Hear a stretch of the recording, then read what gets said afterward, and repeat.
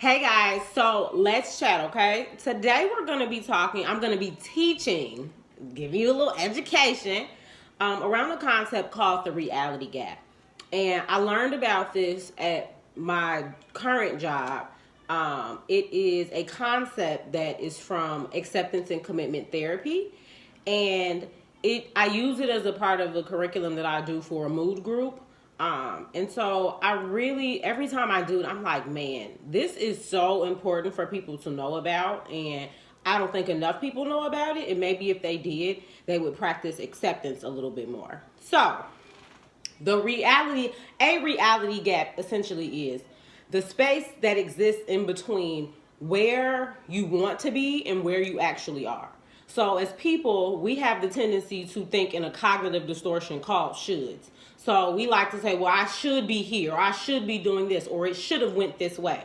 So a lot of times when we engage in that, we're not practicing accepting the reality of things for what they actually are. So because we, as humans and as people, we just naturally kind of fall into that cognitive distortion, a reality gap kind of forms. So if you feel like you should be here, but you're here, there's a lot of different emotions that exist in between that. So because if we are not satisfied with where we are in life, the gap gets bigger. And so the bigger the gap, and let me just say this, a reality gap can be temporary or it can be permanent. So the bigger the gap, typically the bigger the pain. And the bigger the pain, the less effectively we cope and the more dissatisfied we feel. And this affects how we look at ourselves, how we look at other people, how we see the world, the perspectives that we think that other people in the world have towards us. It really does influence a lot of the way that we act and the way that we just feel about ourselves and the way that we feel about our lives. So if you have a gap that is permanent, so let me give you an example. A permanent gap would be a death, grieving, losing somebody. That's a gap you can't close. The reality is that person is gone and that person is never coming back. But maybe a temporary gap would be something like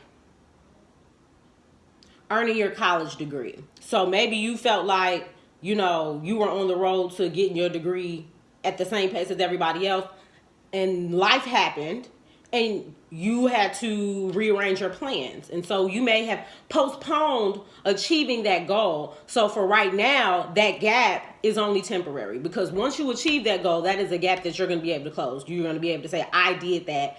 And I accomplished that. So in a sense, your reality gap really is aligned with your goals a lot of the times. And pretty much just what you aspire for yourself, the standards that you're holding yourself to, and the expectations that you're holding yourself to. So when I do this group at work, I usually go around, after I explain what a reality gap is, I go around and I ask everybody to give me what they consider to be their reality gap. And so typically with them, because of the population I work with, a lot of them feel like, oh, I felt like I'd be feeling better. I felt like I would be out of treatment. I felt like I'd be achieving, going to school, getting a job, getting married. Like, they give all of that. So because I can't ask my audience, you all can tell me what your gaps are and how you're dealing with them. Sure, go ahead. Let's generate some feedback. I'll start with sharing what my reality gap is. So at this point in my life, I felt like I'd be making more money, a hell of a lot more money. I felt like I'd be in a stable relationship and hopefully building with somebody and working towards marriage and having a foundation to really set off the 30s, And yeah, that's pretty much it for my gap. I feel like those are really the main two things that make me feel like I'm not moving at the pace in life that I saw for myself. So yeah, essentially, if you are somebody that seems to get down a lot, like you may even be experiencing some depressive symptoms, and it may be situational, i.e. a temporary permanent gap that you're working on trying to close, or whatever the case may be. But when we talk about the feelings that come up for us during that, having a really big gap, right? So disappointment, failure, sadness, hopelessness, the list goes on. And this is something else I would usually engage the clients in. Like, what feelings come up for you when you realize you're not self-actualizing? When you realize that for you, you aren't living up to whatever standard that you have. And a part of that is also looking at if your standards or your expectations are warped. That's not to invalidate how you're feeling. Are they realistic? And something else that I feel like is important to note is a lot of people are content living in their gap. Like, no, I said that wrong. It's not that they're content, they're comfortable living in their gap. And so you may know somebody who's just naturally just kind of negative and maybe complains a lot, but you don't see them actively doing anything to get themselves out of whatever situation that they have. It's people walking around who will complain and complain and complain. And a lot of their complaints have to do with their reality gap, but yet they aren't doing the necessary steps to close that gap if it can be closed. So that's where we have to be intentional. That's where we have to make an effort, because again, if you have this goal for yourself and that sits on you every day and it weighs on your spirit and you feel like you're never doing enough, but yet you aren't doing the necessary things and steps to achieve it, the gap is just going to be there. And that's what I mean by just people sitting and being comfortable with where they are, because essentially sometimes to close that gap, you got to take a risk. And a lot of fear is associated with taking risk, obviously. A lot of anxiety, a lot of, maybe feeling like you're dreaming too big, and you cannot let that stop you. And a lot of people let that stop them. And so they walk around existing with this gap that they are capable of closing. They just either don't feel like they are capable and are holding themselves back, or they get really maybe discouraged. They've gotten discouraging messages from people growing up all of their life, people that they care about, people invalidating them. And so they've internalized that. And so now they believe it, versus knowing that you, like any other person on this earth, gets up every day with air in their lungs and hopefully, able bodies to do what they want to do in life. And so I just say that to remind some folks that sometimes it's not you. So something that I've heard millennials talk about, and I've experienced this myself, is working in working environments where you may have older individuals who are just haters or just go out of their way to just be mean and rude or just have a bad attitude. And when I learned about this, I said, you know what? Which a lot of baby boomers, they got big ass reality gaps. And when they look at a lot of millennials, that jealousy is stemming from their gap. So feeling like, well, when I was that age, I wasn't in this position. Like, don't let y'all work on the same level and they 30 years your senior. Oh, that gap is eating at them because they're looking at you wanting to be able to go back in time and maybe change some of the decisions that they made, or maybe take advantage of other opportunities, or just being sad at the fact that like they didn't have the same opportunities that we had, or they didn't build for themselves the way that they wish they would have built. So a lot of times those people, so let me say this, your reality gap can get worse if you feel like you are the cause of it. So some things are out of our control and we don't really have a choice. But when you feel like you did something that caused the gap, that eats at you even more. So for them, I give you an example. My aunt and my mother, they were both raised by a single mom. My grandfather was involved, but again, she was raising them pretty much on her own. And they had the same opportunities. My mom, she graduated from college, worked her way through school, got married, had kids. My mom is pretty much living the American dream. Meanwhile, my aunt, I think she might have got her GED. Like, I don't even know if she really finished high school. But so she didn't go to college. She started out in life as a law secretary, did that for so many years. And the law company she was working for, they closed down a couple years ago. So she's been unemployed for maybe 5 years at this point. Um, and she's always just been a she's always been a naturally pessimistic person. Like, can't never see the glass half full, always seeing it half empty type person. Um, and so when that happened, of course, like, her whole world was rocked. And I think for her, a lot of because I honestly feel like she's depressed, or dysthymic. But anyway, I feel like a lot of her negative view of herself in the world has to do with the fact that she, in a sense, caused her gap. Not losing her job, but she didn't take advantage of the same opportunities and resources that my mom did. So she didn't have a backup plan. So now she's just kind of stuck. And a part of her, like I said, she's somebody who she was dedicated to staying in her field. Like, I feel like when you reach a certain point of being unemployed for so long, you go do anything if you really about it. If you really, like, if that pride part of you starts to eat away at you, like, I have to make some type of income, you'll go do anything. Not anything, but I'm just saying, what your heart desires no longer becomes a priority. You going to do something just so the fact that you can make ends meet. And she never hit that point. Partially because I think my grandparents enabled her. They helped support her. Anyway, besides the point, she never got to that point. So even now, she's still comfortable in not doing something that is not aligned with the picture that she sees for herself to make ends meet, or to meet a means, which has just never made sense to me.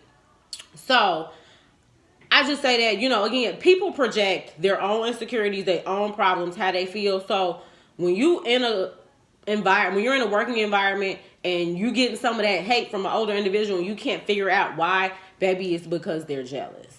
And it's because that they're looking at you, seeing you getting ready to, again, you're in the position that they are in, being 30 years their senior. So try not to get so defensive or take it so personally when they act like that in those environments. Another thing, and this may be a harsh reality, some people's parents are dealing with the same things. Everybody don't have a good relationship with their parents, and I've been able to acknowledge that and talk to enough people to see that. Everybody's parents aren't good people. And so we've seen situations where parents are jealous of their kids or living through their kids. And it is because they got a big gap that they never worked to close or tried to close, or they ran out of time to close it, however you want to put it. And so again, they project that. They put that on you. So, a lot of people, unfortunately, they grew up with parents who didn't speak life into them, that invalidated them, that told them that they dreamt too big. And so when you speak that to a child, to an adolescent, to a young adult, it's hard to accept that coming from somebody who's supposed to care about you and lift you up, right? And so if you are strong and supported in other areas, you're going to believe that. And like I said, you're going to internalize that. And then you grow up feeling like, well, my mama told me that I could never do this, so I believed that I couldn't. So I say that to be aware of, again, even the people closest to you. Because essentially, they don't even have the capacity to understand sometimes how to close a gap, if that makes sense.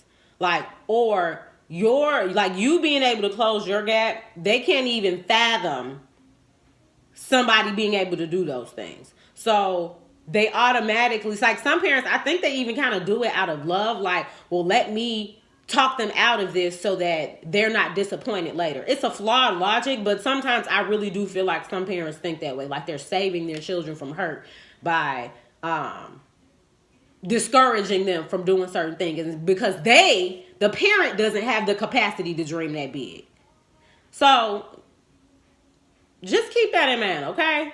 Don't always accept what people give you, because a lot of times it's built, like what they're giving you is built off of their own shit, their own reality gap that they can't accept. So that's what we're going to talk about next, is acceptance of our gaps. So what we can do to maybe combat or lessen or decrease these nasty kind of feelings that we have related to the fact that we aren't where we want to be.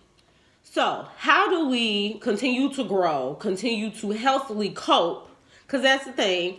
Some people are so unsatisfied with their reality gap that they begin to cope in unhealthy ways. So, again, that's like, it's essentially kind of a void, feeling like there's something missing out of your life that you aren't self-actualizing. And so we see this through drugs, alcohol, sex, partying, just going out and doing everything else to distract from the fact that you aren't where you want to be or doing what you need to do to get where you want to be, essentially. So again, how do we go about being okay with that? How do we go about practicing acceptance or learning to at least accept it? So, couple of steps. Number 1, self-compassion.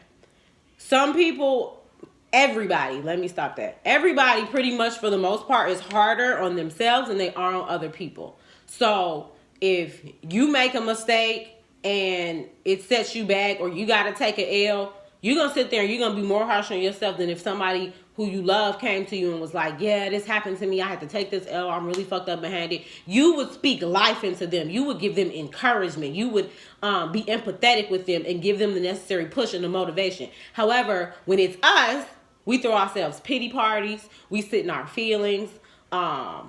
We down ourselves. We engage in a lot of negative self-talk. So we aren't showing ourselves the same compassion that we would show for other people if they were to make our same mistakes or experience our same setbacks. So we want to, you want to get in the habit of affirming yourself, speaking life into yourself. And again, looking at maybe some of the rigid rules and expectations or goals that you have for yourself. Did you set a goal that was too big and you didn't give yourself a realistic timeline in order to achieve that goal, and now you sitting there beating yourself up because you didn't plan properly or you didn't plan realistically is what I should say.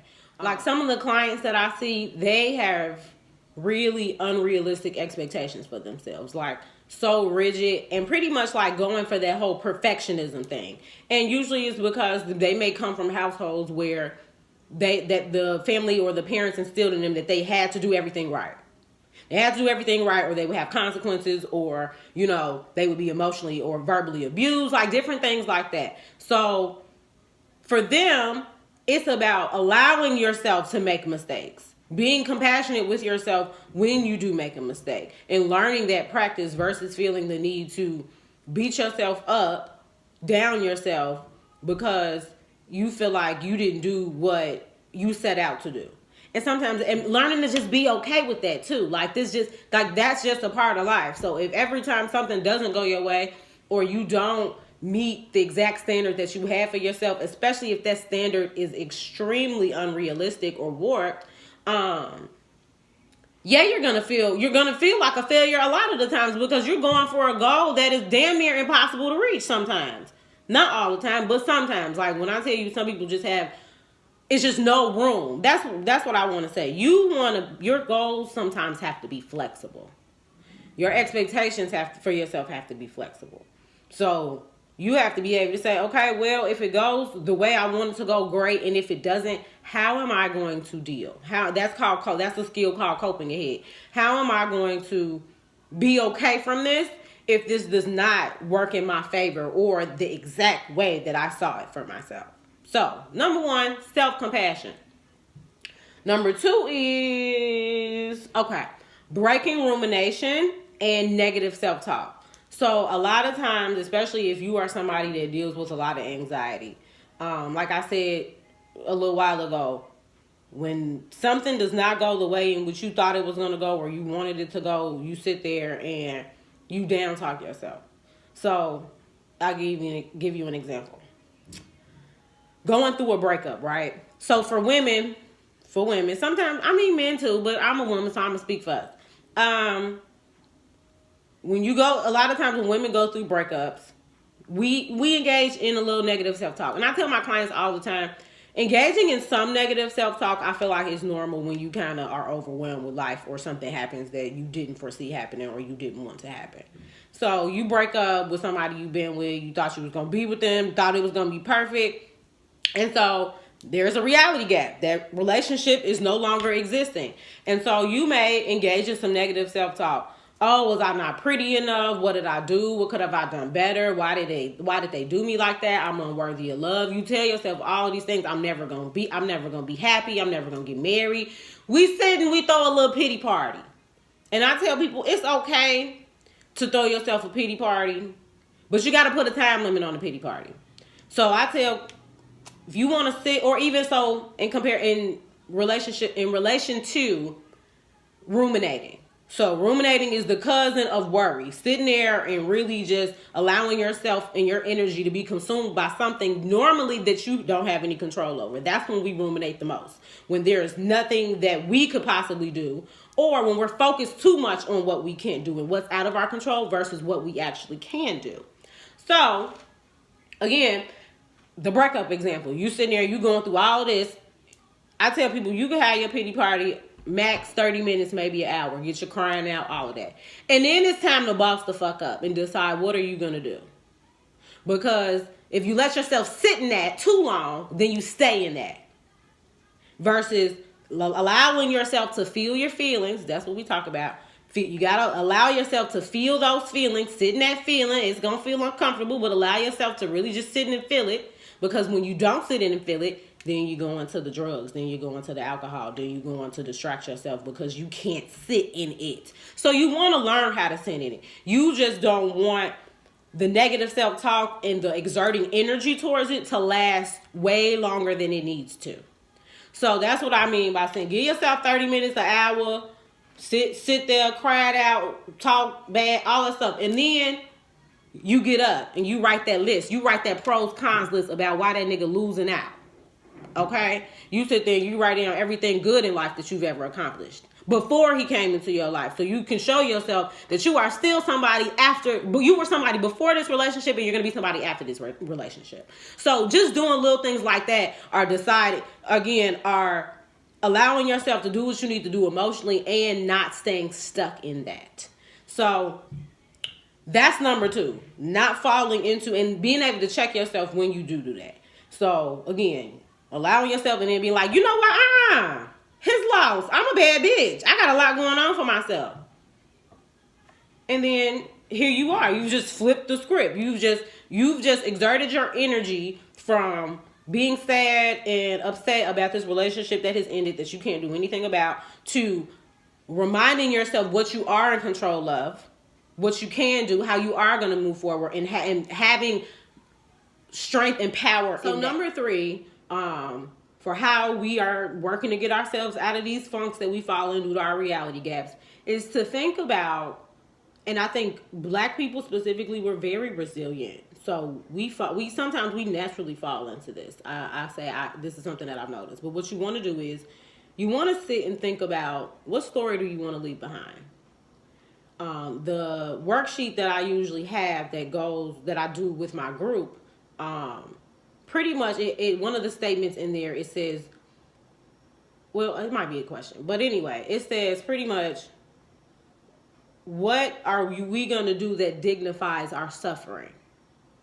So as somebody who is a believer in God, when I get in really tough situations or I feel like something or like a wall is up that I can't get over, something my mom tells me all the time is that he didn't bring me this far to only bring me this far. And that internally drives me when I get down on feeling like I'm not going to be able to overcome this or I'm not going to be able to accomplish this. Like, this isn't the end for me. This is really just a part of the beginning, and I need to rest in that. And so it's kind of the same thought process.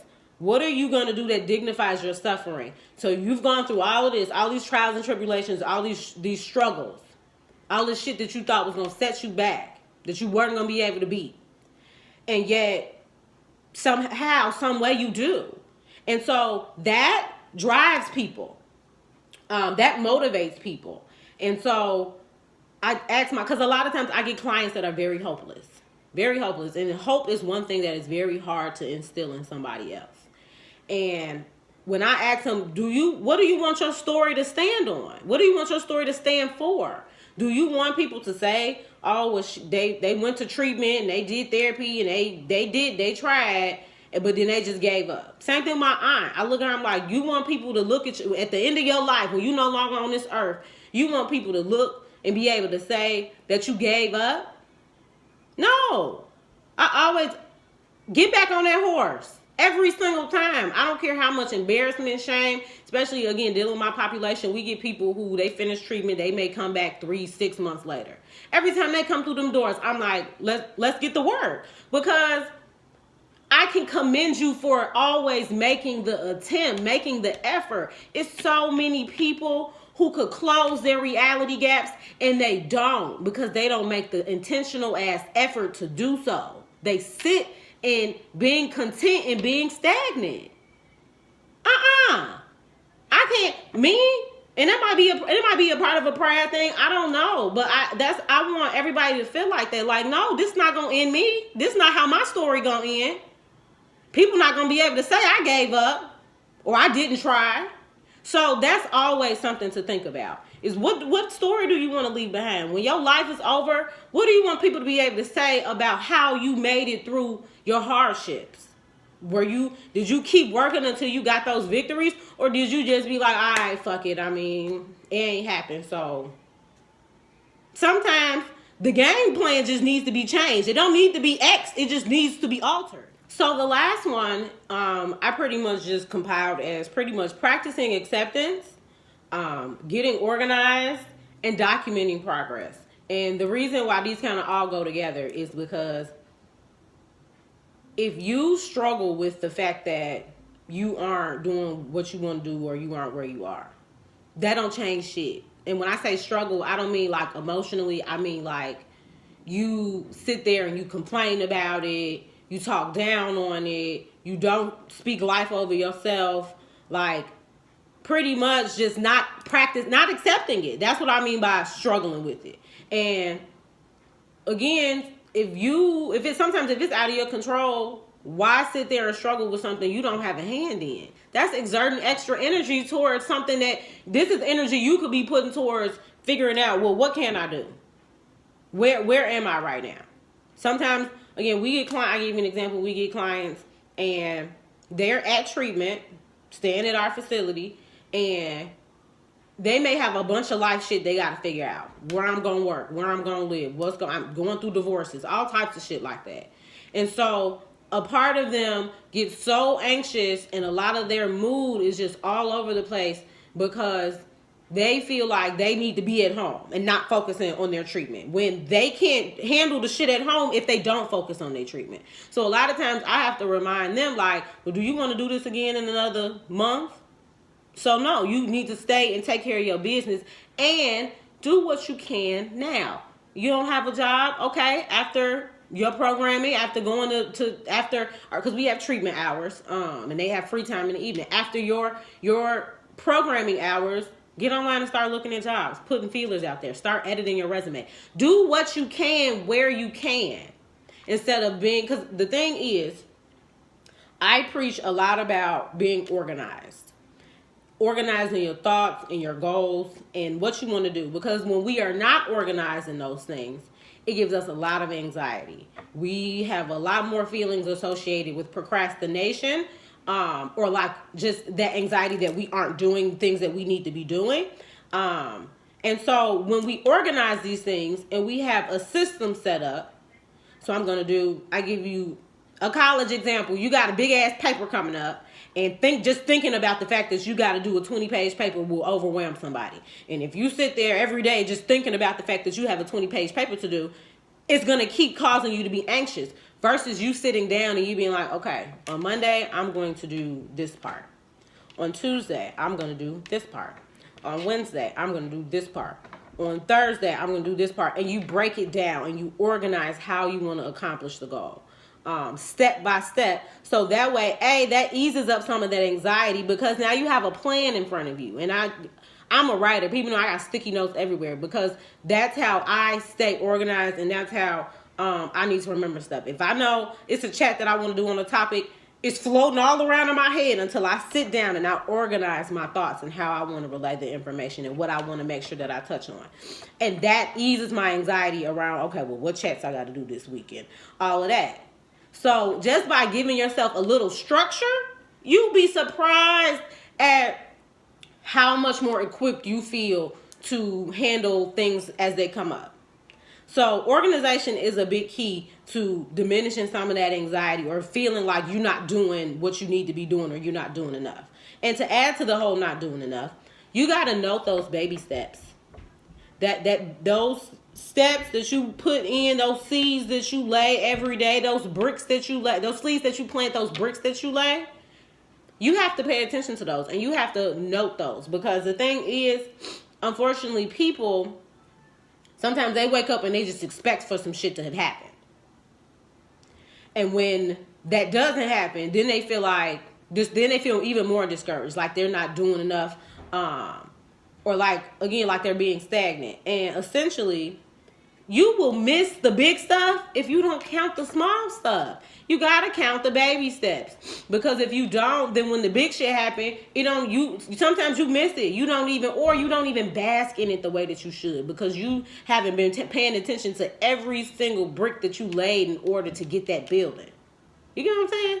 So you got to give yourself credit for every step along the way. It was a time where I felt like, I don't know, I couldn't explain it. I just didn't feel like I was doing enough, or like I was okay, but I wasn't like actively happy. And I started writing on a sticky note one good thing that happened to me every day. And I put those in a bag, and I was like, when I start getting in my feelings, I'm going to take one out and I'm going to read it. I'm going to remind myself the baby things that happen. Not necessarily baby, because sometimes you have a really good day, but I'm going to remind myself of the smaller things that happen just as much as I remind myself of the big stuff that happens. So that way I can, it's kind of just like reframing how you're seeing life. And just reminding yourself that you are making strides. This YouTube channel shit, this shit could get me down. Because, let me not have so many subscribers or so many views by the end of the year that I anticipate having. Because that's a goal that I have. However, I know that goal got to be flexible. Some shit gonna hit, some shit not. And if I sit there and I become consumed with the fact that I feel like my numbers aren't growing, then I'm always going to feel like I'm not doing enough. Or that my shit not gonna go nowhere. So I'm anal. I sit there. I have a charting system, and every couple days or once a week, I sit there and I know how many views I have, how many more subscribers I've had. So that way, I'm charting my progress. I'm looking at myself literally build something that I'm working towards, and that keeps me motivated. That keeps me knowing, okay, well, I done got 10 more views from a month ago. That's something. So you gotta count that small stuff, because if you don't, then shit. If I get the 500 to 1,000 subscribers, I'm be like, oh, that's not enough. But do you remember how long and how hard you worked to get there? So yeah, you got to count the small stuff. So I'm kind of irritated that I don't have the sheet that I usually do with this group, because there's a portion of it that I wanted to read, but pretty much. The writer tells a story about having a friend who lost a child to a disease, a young child. And she speaks about witnessing the strength and the resilience that her friend had to not let that kill her spirit. Like, I feel like anybody would be more than you would understand if a mother who has lost their young child wanted to sit in their room in the dark in a corner and not talk to nobody. Like, we would all understand it. We'd be like, damn, I feel you, and I'm gonna let, like, whatever you want, whatever you need, you know what I mean? Like, we'd be okay with that. But she spoke on the fact that that's not what her friend did. Her friend threw herself into her passions. Her friend threw herself into meaningful relationships with her family and her friends, and exerted that energy towards, and this is a quote, like not neglecting everything that life still had to offer. And I felt that was so powerful, because sometimes we go through shit and we forget that, like, life still has a hell of a lot to offer us if we don't let that hold us back or keep us still. And I think that was like that little section on that sheet to me is just so powerful. And I love letting my clients read it, because it just shows like we can go through some really, really, really, really, really, really, really unexpected tragedies, traumatic events. And yet to exhibit the strength, like, so when I read it, I thought about, actually no, so I've done this group many times, but when Nipsey Hussle died and we saw Lauren London at his funeral, and everybody just spoke so highly of like the strength that she had been exuding. And the first thing my mind went to is yes, that is strength. And baby girl is practicing acceptance with her reality gap. And that's going to take time. It's going to take a lot of time. But she's already started the process. She's, instead of exerting the energy towards being dead inside over something she can't do anything about, she's using that to, like, still send that man's message and to still throw herself and invest in what she can do to make him proud. Like, when people grieve the loss of loved ones, I have to put it to them like that. Like, well, what would they want for you? And go with that. Because what you would want to do is feeding into your depression. It's going to feed into the depression. So that's something else I briefly touch on. I talk a lot about people feeding their depression. So there is a coping skill in dialectical behavioral therapy that is called opposite to emotion, which we encourage people who have depression or anxiety to use, because your depression and your anxiety is going to tell you to do one thing. The depression may say, don't go outside, don't talk to nobody, sit in the house, isolate, don't take a shower today. You don't, what you bathing for? Like, the depression will tell you all of these things and instill all of these thoughts. And if you feed into them, you're feeding the depression. You're giving it room to grow, versus doing the opposite to what that emotion is, which is, no, I'm going to get my ass up and I'm going to get in the shower because I know it's going to help make me feel better. Even though I don't want to. I'm going to get my ass up and I'm going to go to work, even though my depression is telling me to stay home and to not do shit. You get what I'm saying? So that's just one way of looking at it. I tell people all, like, you don't want to feed the depression. So Lauren is not, like, from what I have been able to see, she got people rallying around her and it's keeping her from feeding into those deep ass feelings that will get you depressed, that will make you feel depressed and make you not want to do anything, especially after losing the love of your life.